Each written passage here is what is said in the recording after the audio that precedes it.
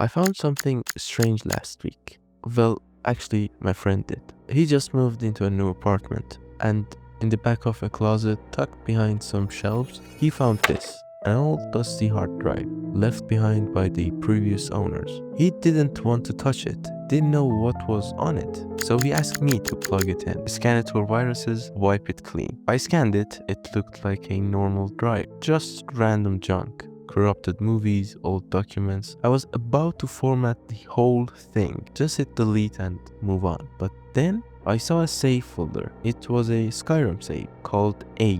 It was almost normal except for the playtime, 999 hours. Whoever owned this drive didn't just play this game, they lived in it. They had every weapon, every achievement, max level. By all accounts, they had mastered this world. But then I noticed the date, last modified November 2014. They brought the character all the way to the end. They stood at the precipice of victory. And then, just like that, they unplugged the drive and left it in a closet for 10 years. Why? Why put in 1,000 hours of work only to quit 1 inch from the finish line? I decided to load the file. I wanted to walk back through every footsteps. And what I found wasn't a glitch. It wasn't a mistake. It was a warning. Hello. Apparently, I'm lucky. And today, we need to talk about why we are terrified of the end. So I loaded the game file. The screen faded in from black and the music started. Not the combat music, not the Dragonborn theme, just the wind. You know that famous howling wind of the throat of the world? Yes, that mission. If you are a Skyrim player, you know what mission I'm talking about. The character was standing at the edge of the cliff, looking out over the map. I opened the inventory, expected to find the inventory of a warrior who quit because he got stuck. But that's not what I found. His inventory was curated. He didn't just have the strongest armor in the game. He had renamed his sword, his armor, his bow. He had books, not spell tomes, but reading books. The kind you pick up just for the lore. He had sweet rolls. He had flowers. This wasn't the inventory of a soldier preparing for a final battle. It was the inventory of someone who was planning to live forever. I decided to leave the mountain. I fast traveled back to his house. If you know Skyrim, you know Breeze Home. It's usually a dumping ground for loot. You throw your bones in a chest and leave, that's it. But this house was different. Every book was placed on a shelf, perfectly upright. The table was set with food, fresh bread, wine, cheese. The fire was lit. There was a dagger placed carefully on the bedside table. I walked through the rooms and I got this overwhelming feeling of intimacy. I was walking through a museum dedicated to a ghost. I looked at the stats menu. Dragons killed 400, dungeons cleared 150, main quest progressed 99%. He had done everything. He had saved every town. He had become the head of every guild. The entire world loved him. The only thing left to do was to kill Alduin, the World Eater, the final boss. All he had to do was walk through that portal, swing his sword a few times, and the credits would roll. He would have won. He would have been the hero. But he didn't. He parked his character on that mountain. He looked at the sunset and he turned the console off for 10 years. Why? Why build a perfect life, a perfect home, a perfect hero, just to abandon it at the very last second? I went back to the map and that's when I saw the marker. There was one quest active, one singular objective marker glowing on the compass. And it wasn't pointing to the final boss. That piqued my interest. I opened the journal to see what the objective was. Now, I haven't played Skyrim in a very long time, but I knew that it wasn't a story quest. It wasn't a DLC mission. It wasn't even a side quest with a unique reward. It was under the miscellaneous tab. Kill the giant at Bleakwind Basin. If you've played Skyrim, you know what this is. It's a radiant quest. The game code procedurally generates these missions forever. You kill the giant, you get 50 gold, and the innkeep gives you another one.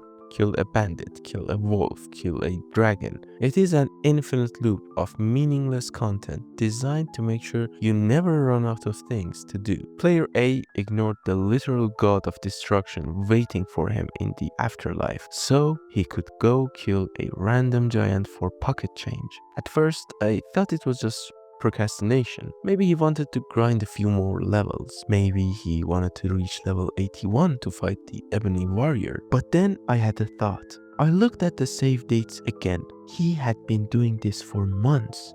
The save history showed hundreds of hours of him just existing. Hunting deer, clearing the same bandit camp that had respawned for the 10th time. He was actively avoiding the end. And that's when it hit me. In the lore of the game, Alduin is called the World Eater. The prophecy says he will swallow the world and end time itself. But that's not true, is it? If you let Alduin live, the game continues. The NPCs keep walking, the sun keeps rising, the music keeps playing, and Alduin doesn't end the world. You do. The moment you defeat the final boss, the story resolves, the tension breaks, and eventually you run out of reasons to be there. You win, the credits roll, and the world effectively dies. Player A realized something that most of us are too busy winning to notice. He realized that the only way to keep the world alive was to never save it. He trapped himself in a limbo of radiant quests because a boring, repetitive life was better than no life at all. He wasn't fighting the dragon, he was fighting the silence that comes after the victory. And I think we do the exact same thing in real life. There is a concept in philosophy called the paralysis of potential. It basically says that a thing is most perfect before it is finished. Think about that. Think about a book you want to write. In your head, that book is a masterpiece. In my head, this video is a masterpiece. It has no plot holes. It has no bad grammar. It is a limitless potential. But the moment you actually create it, it becomes concrete. It becomes flawed. And most importantly, it becomes done. As long as Alduin is alive, sitting on top of that mountain, the story has tension. The Skyrim has a destiny. Every step player A took in that world had weight because he was the savior. But if he climbs that mountain and kills the dragon, the destiny evaporates. He isn't the savior anymore. He is just a guy in a funny helmet with pockets full of cheese and nowhere left to go. We are terrified of that transition. We are terrified of the moment when becoming turns into being. I think that's why we have this obsession with Restartitis in RPGs. How many times have you made a new character, played the tutorial, reached level 10, and then deleted the save to start over? We love the beginning because the beginning is pure potential. The road is open. Anything can happen. But the end is a wall. Player A spent 999 hours building a monument to avoidance. He perfected his armor not to use it, but just to have it. He collected the books not to read them, but to curate them. He treated the game like a waiting room that he never wanted to leave. Because deep down, he knew the truth about stories. A story is a living thing only while it is being told. The second you read the last word, the characters stop moving. The world freezes. It becomes a memory. And for someone who loved this world that much, killing the villain wouldn't feel like a victory. It would feel like a murder. He didn't want to save Skyrim. He wanted to save the experience of playing it. And so, he made the only choice that allowed the world to live forever. He walked away. But this isn't really about dragons, is it? I turned off the console. I sat in the dark and I realized that I wasn't looking at a save file. I was looking at myself. Because we do this every single day. I do this every single day. Psychologists have a theory called the denial of death. It says that the humans are the only animals who know they are going to die. And that knowledge is so terrifying that we built entire civilizations just to distract ourselves from it. We create our own radiant quests. Think about it. Think about your own life. Think about the main quest, that big dream, that passion project, that trip you want to take, the person you want to become. That is your Alduin. That is the thing that gives your story meaning. But do you go fight it? No, you scroll on your phone for 3 hours. You reorganize your desk. You worry about an email. You grind for gold in a job you hate to buy items you don't need. We fill our days with side quests. We tell ourselves we are just preparing.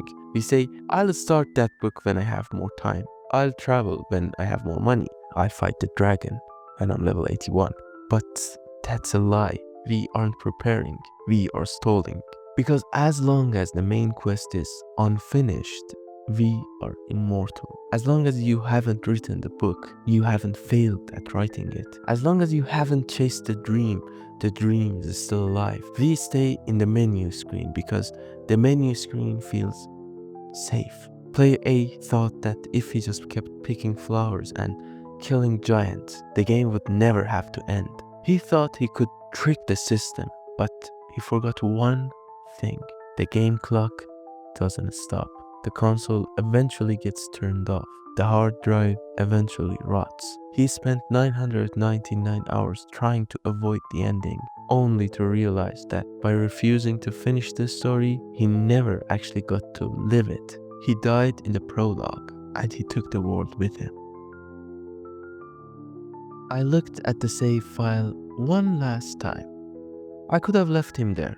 I could have turned off my PC and let him exist in that frozen moment of potential forever. But I realized that he wasn't living in a paradise. He was living in a purgatory. A story without an ending isn't a story. It's a sentence. So I did what player A couldn't bring himself to do. I unpaused the game. I ignored the radiant quest marker for the giant, and I walked into the mist to find Alduin. The fight was anticlimactic. Of course it was. The character was level 81. He had weapons forged by gods. I killed him so fast. The thing he had spent 10 years avoiding took less than 5 minutes to resolve. And then it happened. The sky cleared, the music swelled, the NPCs cheered, and the screen faded to black. And surprise, surprise, my PC didn't explode. The world didn't vanish. For the first time in 999 hours, the character wasn't just the Dragonborn anymore. He was free. We spent so much of our lives terrified of the credits rolling. We are scared that if we finish the project, if we take the risk, if we admit that our time is limited, that we will lose everything. But endings are not the enemy. An ending is what gives the journey value. A song that goes on forever is just noise. A game that never ends is just work. It is the morality of the thing that makes it beautiful. So I'm asking you to look at your own log. Stop grinding for coins you don't need. Stop optimizing a build you're never going to use. Stop waiting for a better time that is never going to come. Walk up the mountain, open the door, and fight the dragon. It won't be as scary as you think. I saved the game one last time. I deleted the file. I turned off my PC. He is done now, and finally he won. Stay lucky.